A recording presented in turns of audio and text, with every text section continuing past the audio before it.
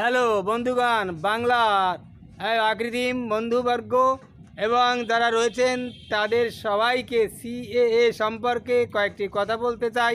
আমি শীতনাথ ট্রাক্সের পক্ষ থেকে আমি শীতনাথ বিশ্বাস। এই সিএএ আগেই বলে দেওয়া হয়েছে আগের ভিডিওতে। সিটিজেন অ্যামেন্ডমেন্ট বিল আগে ছিল ক্যাব, সিএবি ক্যাব থেকে বিলে পরিণত হয়েছে।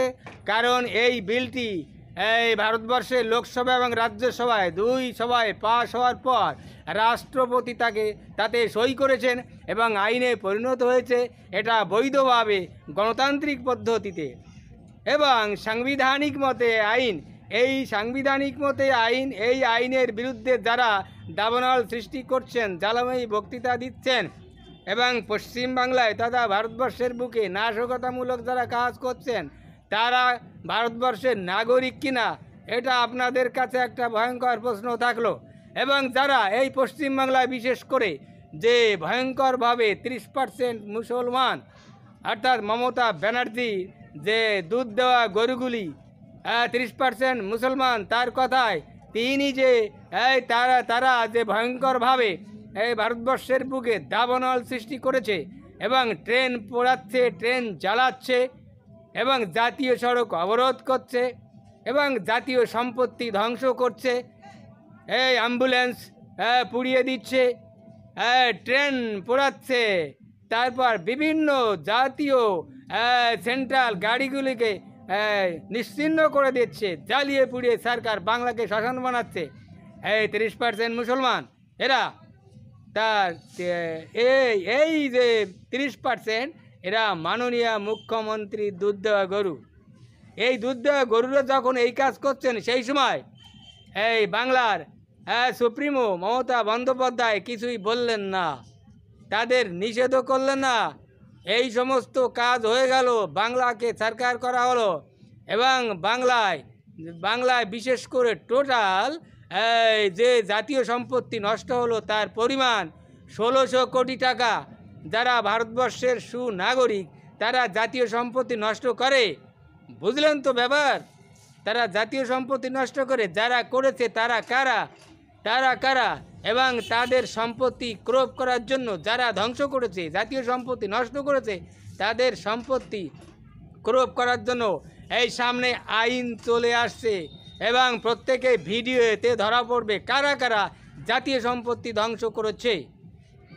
কিন্তু এই যে এনআরসি বা ক্যাব বা সিএএ, এই সিএএ চালু হওয়ার পরে বা এখনও লাগু হয়নি, এই সময়ের মধ্যে পশ্চিম বাংলা থেকে যে অনেক মুসলমান অনুপ্রবেশকারী তারা বাংলাদেশে যেতে শুরু করেছে।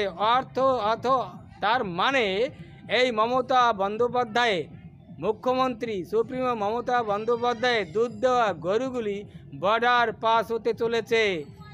ভারতবর্ষ থেকে, ভারতবর্ষের বর্ডার ছেড়ে বাংলাদেশে ঢুকে পড়েছে। বাংলাদেশ ইতিমধ্যে 300 জন ভারতবর্ষ অবৈধ হয়ে প্রবেশ করেছিল এই বাংলাদেশি, তারা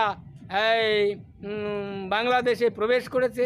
সেই মুসলমানরা, তাদের হাতে আমরা একটা টিভি চ্যানেলে দেখলাম, তাদের হাতে এই ভারতবর্ষের সিটিজেন ভোটার কার্ড, তাদের হাতে ভোটার কার্ড দেখলাম। তারা ও দেশের সরকারের সঙ্গে কথা বলছেন এবং ভোটার কার্ড দেখাচ্ছে। তাহলে এই যে দুধ দেওয়া গরুগুলি চলে যাচ্ছে বা এই মমতা ব্যানার্জির ভোট ব্যাঙ্কগুলো এই বাংলাদেশের বর্ডারে চলে যাচ্ছে বা ভারতবর্ষের বর্ডার ছেড়ে বাংলাদেশে ঢুকছে, পাস হয়ে যাচ্ছে, এই দুধ দেওয়া গরুগুলি, দুধ দেওয়া এই ভোট ব্যাঙ্ক সব পাস হয়ে যাচ্ছে। তাহলে কার ভোট কমছে? এখনও কিন্তু সিএএ লাগু হয় নাই। যদি লাগু হয় তাহলে কি হবে বাংলার বুকে আপনারাই বুঝতে পারবেন। ইতিমধ্যে শঙ্কুটে পাণ্ডা, যিনি ছিলেন তৃণমূলের একজন লোক, তিনি বিজেপিতে যখন স্থান নিয়েছেন, বিজেপির নেতা, তিনি বলেছেন যদি বাংলার মুখ্যমন্ত্রী যদি সিএএ না মানেন এবং তাহলে কি বাংলার বা সংবিধানের কোনো আইন কানুন উনি মানেন না। কারণ উনি কি ফ্যাসিস্ট? উনি কি অল হয়েছেন, সর্বেসর্বা হয়েছেন যে বাংলাকে নতুন একটা স্টেট বানাতে চান, প্রভিন্স বানাতে চান? ফিরহাদ হাকিমের মতে ফিরহাদ হাকিম তো বলেই দিয়েছিলেন যে কলকাতা মিনি পাকিস্তান। তাহলে তার উদ্দেশ্য কি? সেই রকম তো উদ্দেশ্য হয় মুখ্যমন্ত্রীর। তাহলে তাহলে আপনারা দেখতে পারবেন যে প্রভাত হতে না হতেই কোনো একদিন, রাত পোহাতে না পোহাতেই, প্রভাত হতে না হতেই 356 ধারা এই বাংলার বুকে জারি হয়ে গেছে। অর্থাৎ বাংলার বুকে রাষ্ট্রপতি শাসন জারি হতে চলেছে। ইতিমধ্যে শঙ্কুদেব পান্ডা উনি পেপারে ঘোষণা করেছেন, বলে দিয়েছেন। এবং ইতিমধ্যে রাজ্য বিজেপি নেতার যারা রয়েছেন, বুঝতেই পারছেন রাজ্য বিজেপি নেতা কারা কারা রয়েছেন, তারা ইতিমধ্যে বলে দিয়েছেন যে বাংলায় যদি সিএএ এই আইনকে, স্বীকৃত আইনকে, বৈধ আইনকে, সাংবিধানিক মতে, গণতান্ত্রিক মতে বৈধ আইনকে যদি অস্বীকার করে, যদি অস্বীকার করার স্পর্ধা কেউ দেখায়, তাহলে পশ্চিম বাংলার বুকে এই উত্তর প্রদেশের মতো লাশ গুনতে হবে। তাহলে লাশ গুনতে হবে পশ্চিম বাংলাও। এ কথা রাজ্য বিজেপি নেতারা ইতিমধ্যেই ঘোষণা করেছেন। যদি সিএএ না মানা হয়, তাহলে আপনারা বলুন, আপনারা বুঝতে পারলেন তো স্যার? ব্যাপারটা বুঝলেন তো কি বলছি? যারা নিপীড়িত, নির্যাতিত, অবহেলিত, লাঞ্ছিত, বঞ্চিত এবং ধর্ষিতা যে শরণার্থী রয়েছেন, তাদের হাতে সিটিজেনশিপ কার্ড তুলে দেবেন একাধারে বিজেপির তরফ থেকে মোদী সরকার, এবং সেই কার্ড তুলতে দেবেন না, এবং তার বিরোধিতা করছেন বাংলার সুপ্রিমো মমতা বন্দ্যোপাধ্যায় এবং তৃণমূল সরকার। তাহলে আপনারা বলুন স্যার, আপনার বন্ধুকে, আপনার শত্রুকে আপনি কমেন্টস করে জানাবেন।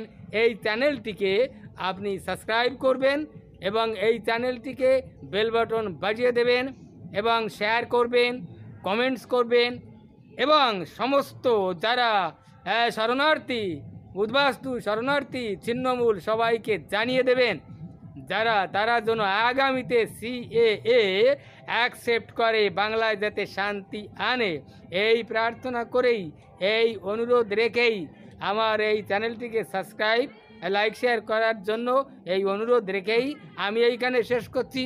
আমি সীতানাথ ট্রাক্সের পক্ষ থেকে আমি সীতানাথ বিশ্বাস এবং সবাইকে ওয়েলকাম দিচ্ছি। জয় হিন্দ, জয় ভারত, ভারত মাতার জয় হোক, বন্দে মাতরম।